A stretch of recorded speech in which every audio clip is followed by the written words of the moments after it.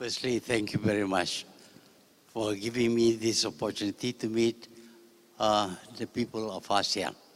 We are here at an ASEAN meeting, and I suppose I should speak more about ASEAN.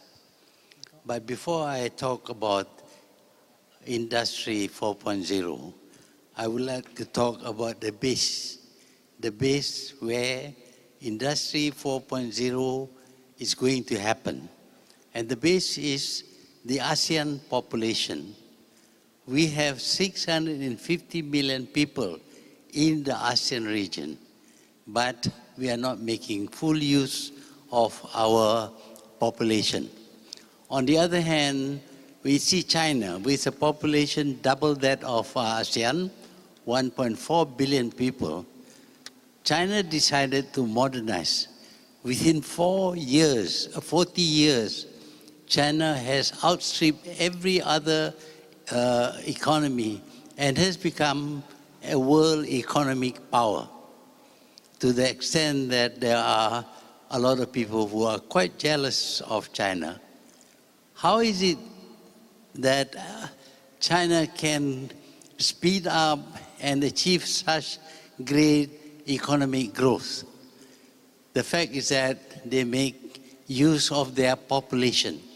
They have a huge domestic market, 1.4 million people, 1.4 billion people. True, the people were very poor then when they started. China was a third world country. But even poor people would need something. They would need a lot of things for their food supply, for their transportation, etc. And because of this demand by a domestic market, the market can grow. If you know what the people want and you are prepared to produce what the people need, eventually, of course, this will develop into a big industry, and a big industry contributes much towards the economic growth of the country. Now, ASEAN has 650 million people, but we have not done the way, we have not performed the way we should. We are not making our 650 million domestic market. It's regional, but it is still domestic. If we take ASEAN altogether, it is still domestic, but we are not making full use of our population. And we can do this. And now, of course, we are going to enter into the new industrial age, the fourth revolution, the fourth industrial revolution. And this will help us grow much faster than before, because communication is such that we are very near to each other. We can know exactly what each one of us wants and make use of our needs in order to invest, to provide for these needs. We can do this if we work together and determine who should do what. If we do this, then none of the ASEAN members will be left behind. We talk so much about the new digitalization and the new ways of doing business. Obviously, this will grow the economy is much faster than before, but we are not attending to these new methods of doing business. The first thing we need to do, of course, is to educate our people. They must understand what is meant by digitalized economy, what is meant by doing things by digitalizing. All these things can be taught so that our people will know how to respond to the new technologies. We see in China, for example, very quickly, they did away with cash. They now buy and sell everything through the new means of communication. And they are selling much more because they have a good domestic market. We too have a good domestic market, but our people are still not upgraded to the new technologies. So the first thing we need to do is to have a kind of education campaign to make people know how they can make use of this new technology so as to improve the quality of their life. The people who are in business, they too must understand how to make use of digitalization and this equipment such as the mobile phone, the computers and everything else in order to communicate very quickly and so to even do bigger business. I know of a case in Malaysia where a lady makes cakes and tries to sell the cake through the shops. She was okay, but she didn't do very well. She decided to go online, and now she has more than 90,000 customers spread from Malaysia to the Far East, to the Middle East. So her business has become very big, and many of them can really become even millionaires selling very simple products. So the market has grown even for the village people, from weaving baskets and selling in the village to weaving basket and selling to the whole world.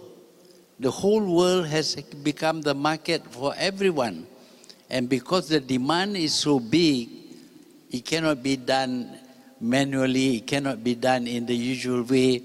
You need to understand the uses of online marketing, online selling, online delivery, etc. So a whole new set of ideas of doing business, new ways of doing business has become fairly common. And we believe that China is well ahead of us because they are much better integrated than we are. We are 10 countries, each with different ideas, different needs. So we don't work well as we should. But I think we need to overcome this separation of the members of the ASEAN countries. If you do that, I'm quite sure that we will be able to benefit from the new technologies, from the way we market things, from the way we advertise, the way we deliver, the way we sell, the way we buy. All these things can be done differently and at a faster pace. And with that, our economies will also grow much faster. And maybe we can catch up with some of the other developed countries. Because now developed countries are also faced with new problems of making use of new technologies in order to build their economy. So I hope, I cannot speak in detail about the mechanics of all these things that people should know, but I think if we understand the new technologies and we make use of them, our economies will grow much faster. And of course, if we make full use of a population of 650 million in our region, I'm quite sure we have the domestic market. The domestic market is always the testing ground for products. Once it sells at home, then we can begin to export to other countries. That way, we will be able to eliminate the early mistakes, the early faults, and become producers of quality goods acceptable to the whole world. So I'll stop there in case you want to ask questions. Thank you, Tun. I think that's very clear, and I think that covers a lot of aspects in terms of what we want to be talking about. This one particular phrase that people in ASEAN, every country wants to be a hub. This is something that I think it's not possible that everyone will be a hub. How do you look at this concept of individual hub, or should we have a combined ASEAN hub so that the world would look at ASEAN as only one hub? Would that make sense? Or perhaps you may have a view on this. When ASEAN was formed, there were only 5 members. At that time, the idea came that with that 5 countries, we should industrialize. But of course, at that time, our population was quite small, and at the same time, the population was quite poor. So we wanted to go into the heavy industries. But everybody wants to do the same thing. They want to be steel makers, they want to be producers of certain goods which are in demand all over the country, all over the region. So it was decided that the 5 countries should identify their assets and what the assets can be used for. And so we decided on each country being host to a certain business. Malaysia was asked to do fertilizers, which is good for us because we had gas. So was Indonesia. But the other countries, they were allocated steel making, but it didn't take off because we are reluctant to work together. The idea is that each country will hold 60% of the share and 10% each for the other countries, for each industry in each country. So it is a very good distribution. It will enable us to make full use of our market. But somehow or other than the fertilizer industry in Malaysia and in Indonesia, the others did not take off. There was unwillingness even to subscribe to the shares. Needed 10% from each country, 60% for the host country. This is the way to overcome this demand to be the hub. You will be the hub of this industry, the other country will be a hub for another industry, but we will work together. Thank you very much. Now, moving into the digital concept, the government, I'm sure that the government of ASEAN, all the governments have rolled out plans to strengthen digital infrastructure. As I indicated early in the morning, if you have inefficient digital infrastructure, there is no 4.0. So what we're looking at here is that, what are the plans, or how should ASEAN countries adopt digital technology to enhance the social and business environment?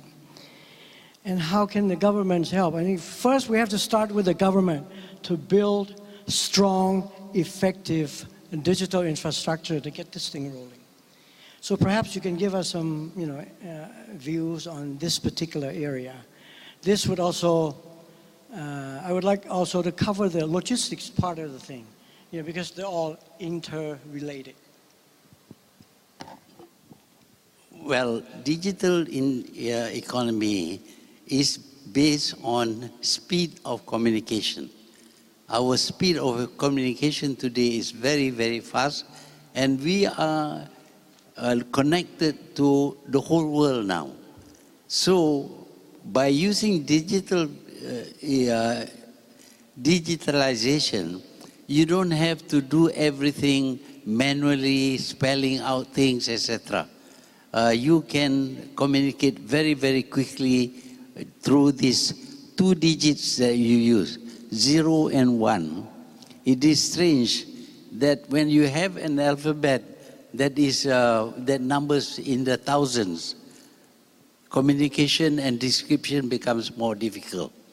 You reduce it to 36. It's much better, but not as good as we want it to be. But with these 2 digits, we can describe everything by assigning numbers to whatever it is that we want to say or do or describe. So that speeds up the communication, and because of that, we can reach out to everyone in a very quick response to whatever it is that we want. But government themselves must understand the use of this digitalization economy. Not every government knows. I know we are in Malaysia also sometimes quite far behind others, but we need to understand the use of this digitalization in communication, and for that to communicate and tell the whole world what we want to do or what we have produced or what we want to sell. This is very important. First, the government. Then the government must tell the consumers, the industries, and the consumers that this is the way to do things now. You don't have to go to the banks to get your cash and all that. All can be done wherever you are. You don't have to go to the bank. In fact, banks are closing some of their branches already. Of course, bookstores are also suffering from this. But in place of this, the elimination of some of the old facilities, now we can do everything from wherever we are. We may be at home, we may be in the shop, we may be in the office, but we can do business with the whole world. That is the benefit of digitalization. And if the government promotes this, then the economy will take off much faster. And if the government gives direction, determine what is the priority for the country, I think that we will all benefit from digitalization because it speeds up everything that we do. And I believe that many of the ASEAN countries are already well up in terms of their knowledge of the digitalization, but there are many new areas because it gives you power. What has happened is that new power is given to everybody, and the man with the ideas will make use of the power and benefit from it. That is why we have billionaires and all that.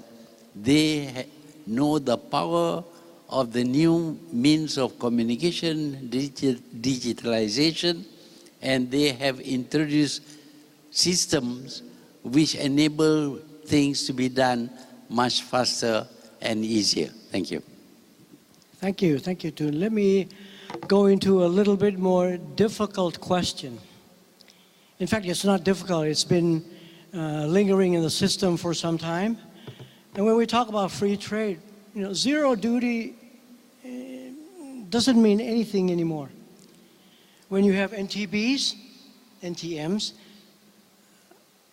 that are popping up maybe every other week, this is, something that I think the ASEAN Business Advisory Council members are very worried about. We have presented to SIOM, to economic ministers, and of course to the leaders, that we're very worried that we are not getting any reduction, any NTBs or NTMs.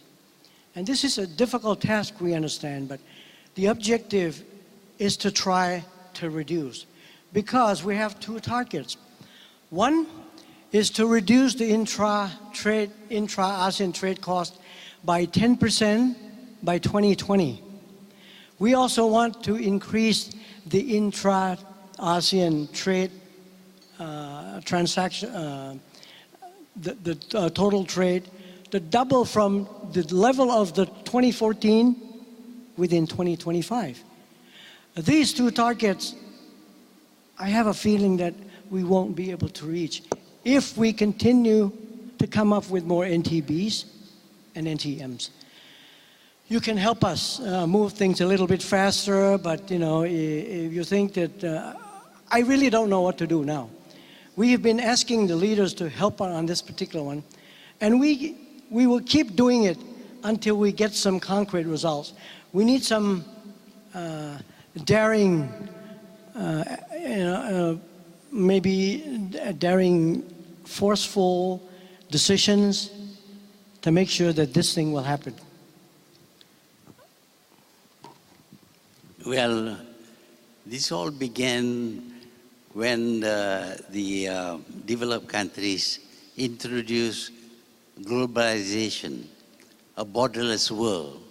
At that time, they had all the products, and we are going to be their market.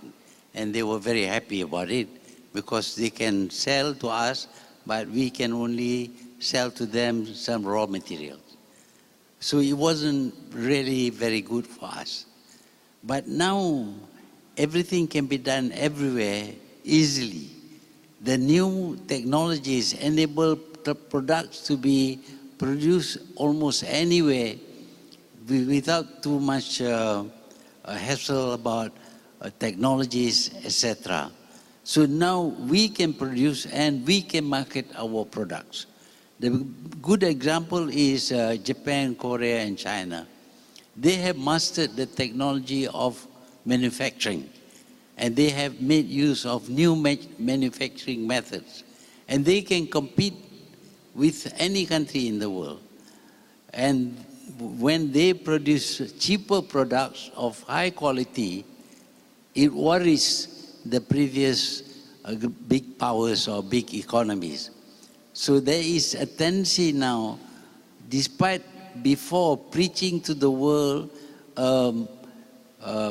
free market, multilateralism, now they want to close down their borders to a certain extent. In fact, some are already building walls to prevent people from moving and goods from moving.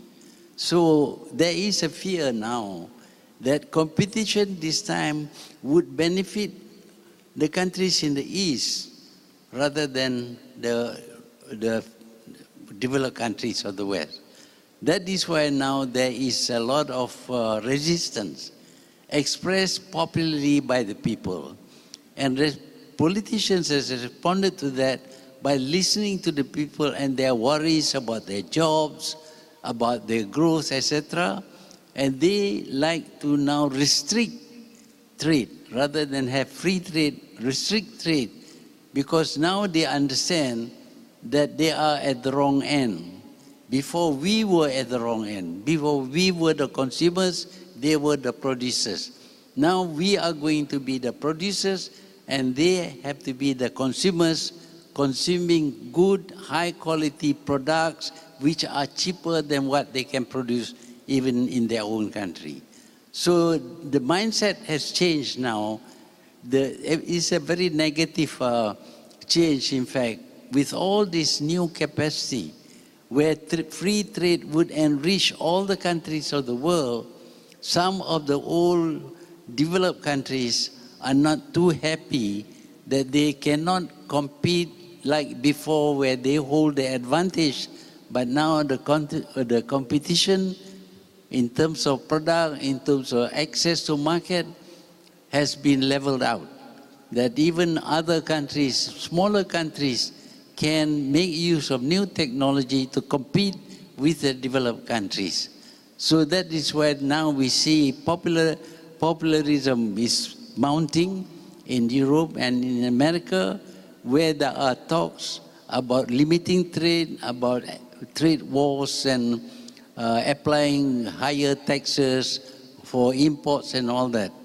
But I think this will not last very long because they will understand that if they cut themselves off from the new producers, they stand to lose a lot.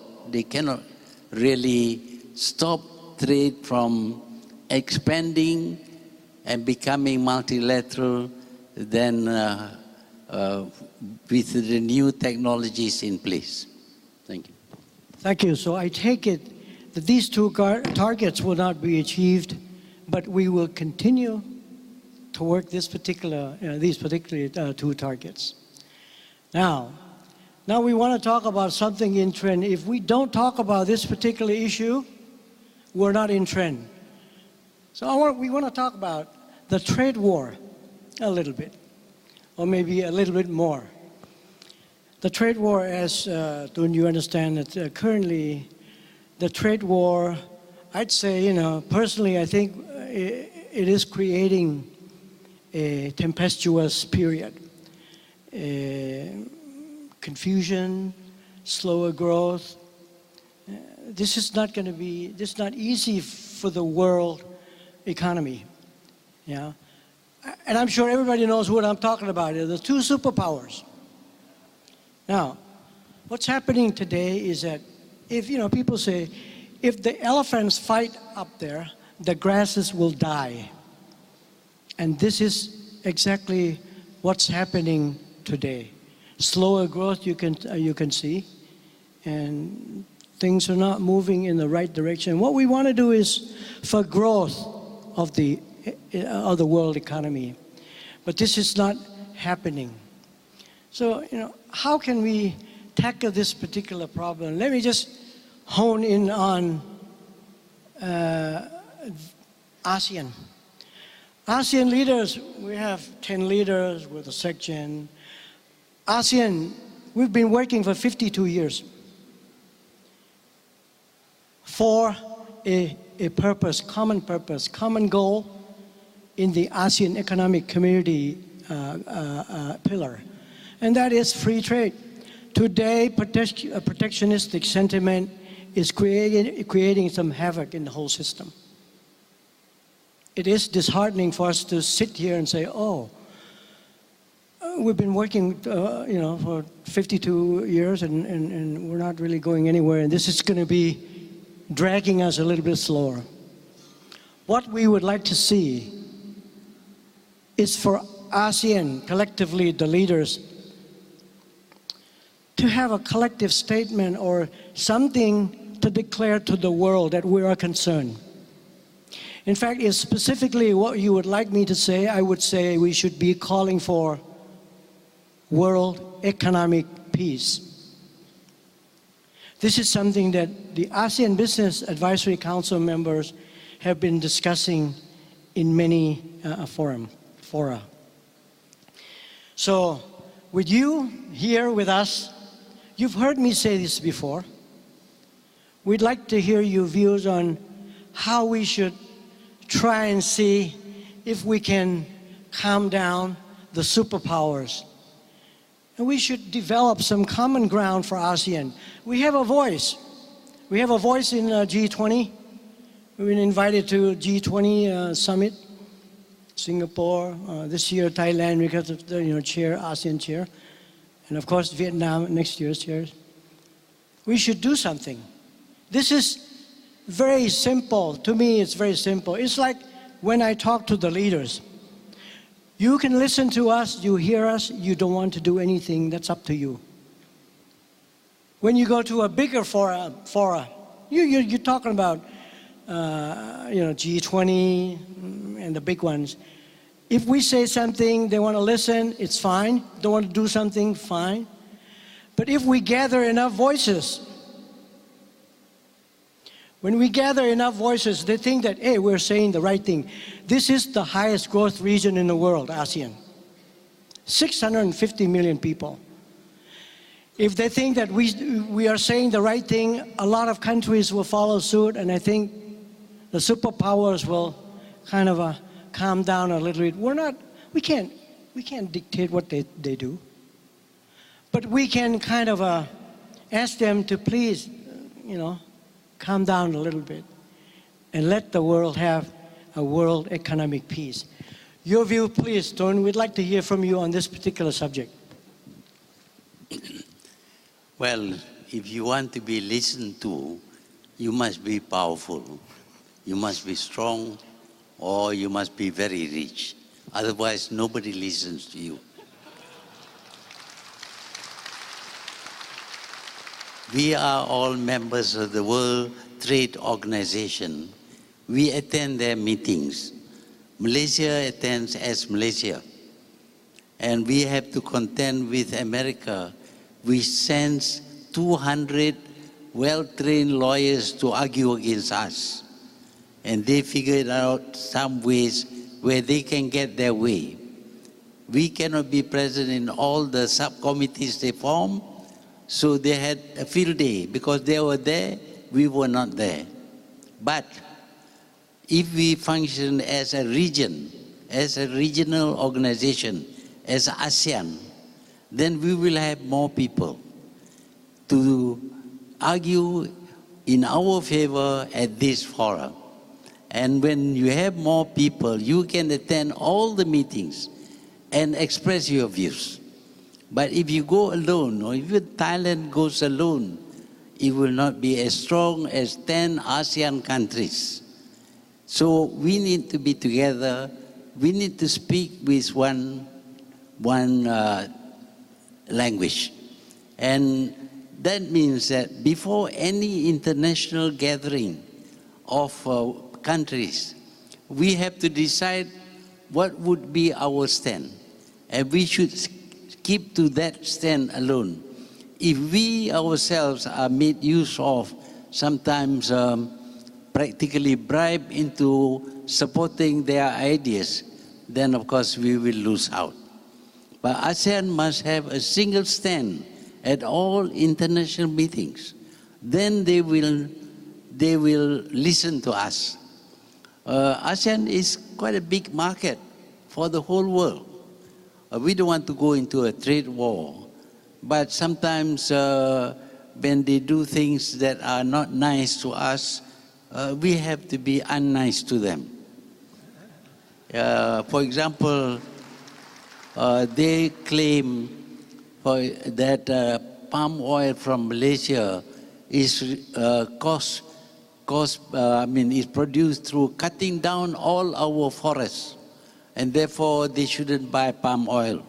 They label all their product without Malaysian palm oil to sabotage us, because palm oil can compete anytime with olive oil or rapeseed or whatever.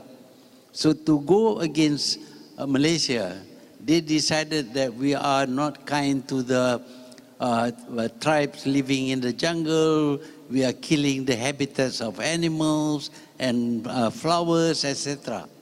That is their excuse. So what do we do?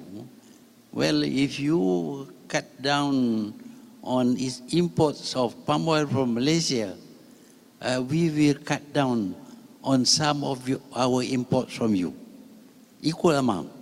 You do exactly what Mr. Trump does. Not a very nice man, but he does those things. And we can learn even from people who are not so nice. So if we do these things together, believe me, they will listen.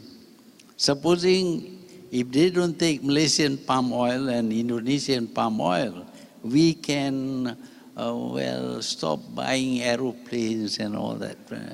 We'll buy some Russian planes or something like that. Immediately the response is, no, not this country, that country, that country. Well, now all the countries are saying, no, we are not involved with this. This is a European Union decision, but we as a country don't subscribe to that.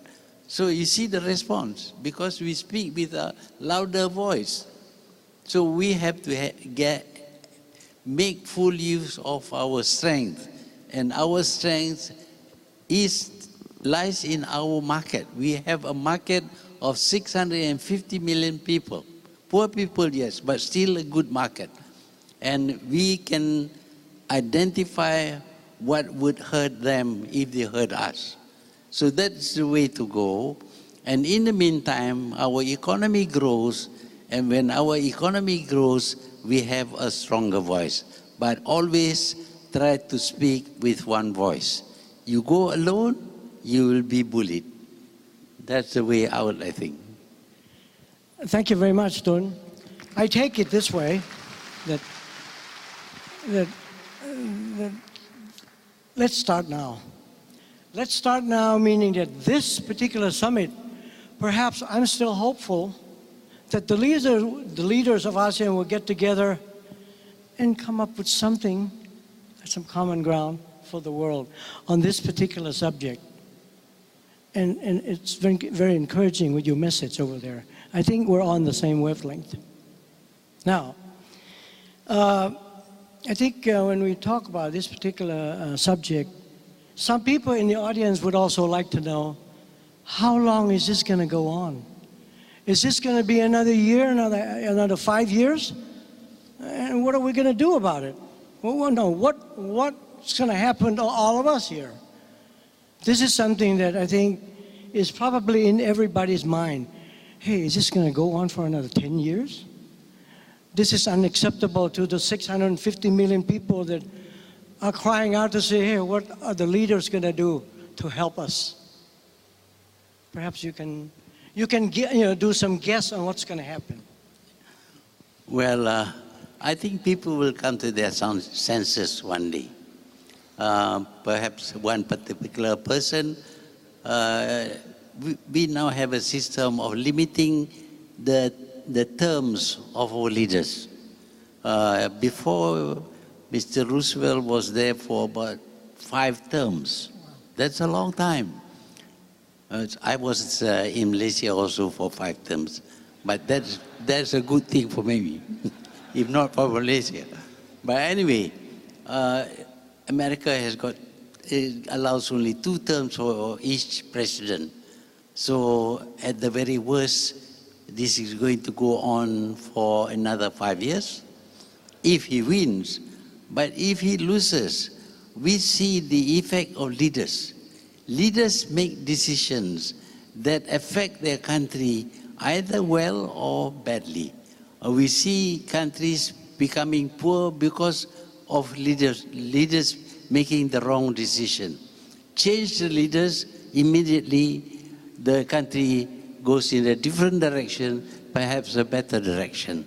So when you limit the terms to 2 terms, then the damage done would be much less.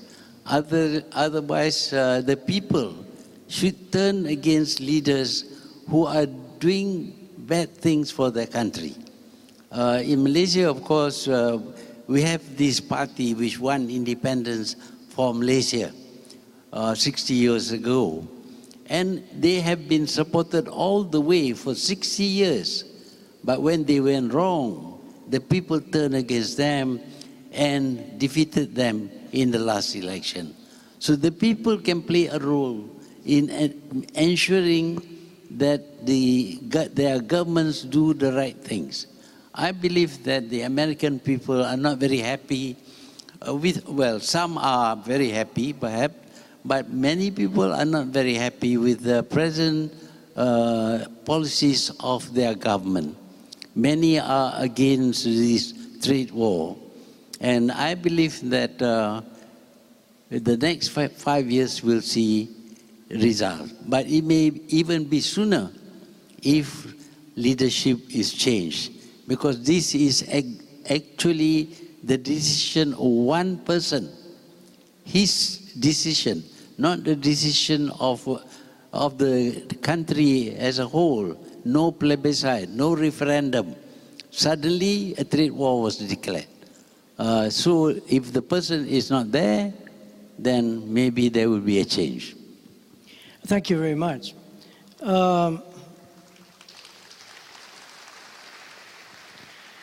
Let me just mention the last phrase that I'd like to say to everybody. I think everybody knows that the result of wars, the result of a war is only one thing, and that is destruction. And that's really bad. So I just want to leave that with you. Now we come to the end of our session. I take the prerogative of extending maybe 1 or 2 minutes to ask this last question to Tun. I think everybody wants to know. I want to ask you how you keep so fit. You are 94 years old. you walk like a, let me say, 50-year-old person. You can do a lot of things and your mind is very sharp. And I hope that I can live up to at least your age. How do you do it? What do you do? What do you eat? Yeah, I think all of us would like to know, what do you eat to make you live so long? And still your brains are so, still working. Where do you find a person at 94 years old to understand all this 0 and 1, the digital type, digital system? So, please, Tun. I thought you were going to ask me about war. I'm against war.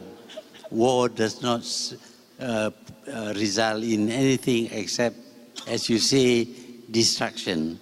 And very frequently, the losers gain more than the winners. Right. As you see how Japan has recovered, how Germany has recovered, and poor Britain, the winners, not doing so well. So war is a crime, and it should be treated as a crime. But to answer your question is very difficult. Practically, I do not know how I survive. It is, if you don't suffer from some debilitating disease or fatal diseases, then you can live for quite a long time. But if you do not exercise some discipline in your life, I think you will not be able to survive for long. One of the things about food nowadays is that it tastes so nice. And as you grow older, the food tastes nicer. And when the food tastes nicer, you eat a lot. You eat more than you should. It's not a question of, you live to eat, but it's about you should eat to live, but not live to eat. But when the food is so nice, you take more. What happens? Your stomach gets bigger. When the stomach gets bigger, you have to take more food in order to assuage your hunger. And then one day, another very good tasty food, and you take more than you should. Again, the stomach gets bigger, and as a result, many people get obese in this world today because of food being available so easily. When you get obese, you get fat. The heart has a hard time trying to pump all that blood all over your body. And naturally, you are making the heart, which is made to last 100 years, but because it had to work harder, twice as hard, then you reduce the length of time you live. So first thing is, don't overeat. Eat to live and don't live to eat. That's very simple. And when the food is nice, stop eating. That is my mother's advice to me. When the food is tasty, stop eating. Very difficult. But you have to develop the discipline of stopping from eating when the food is nice to prevent your stomach from becoming bigger and demanding more food to assuage your hunger. That is the first thing. I think if you don't eat fatty food, too much carbohydrates and all that, and sugar, I think you will be much more healthy. And then the next thing is, if you're healthy, what do? You have to be active. You have to exercise your body. The muscles must be used. We know that if muscles are not used, they decrease. In size, they will become weaker. If you sleep too much, as you often do when you are old or when you are sick, when you get up, you feel giddy because you find that the muscles cannot sustain you standing up or even running. So you have to be active and not sleep too much. And active means the whole system. not just the muscles, but also the brain. The brain begins to recede in power as you grow old, because you don't use your brain. But if you use your brain all the time, you talk, you sing, you argue, you debate, you quarrel, all these things activate the brain, and the brain will be still functioning well.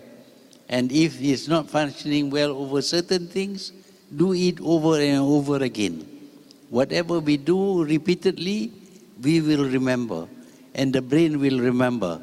But if you tend to, after retirement, you tend to rest and go to sleep, the brain, as well as the body, will lose the capacity, their capacities. And it's not only the body, the muscles and the brain, but all the other organs of the body, the liver, the pancreas, everything will deteriorate if you don't use.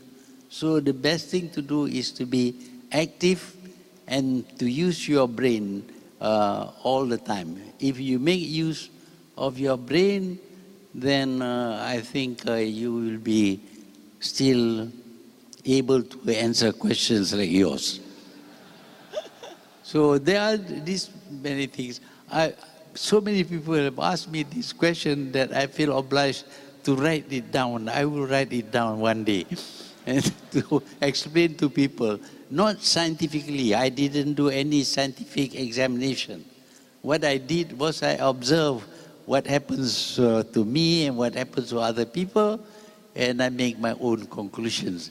Not very scientific, not proven, no tests, but this is what I observe in the life that I have had. Thank you. Thank you very much. Thank you. Finally, Tun, we would like to thank you very kindly for spending time with us. This is something that is unprecedented in the ABIS.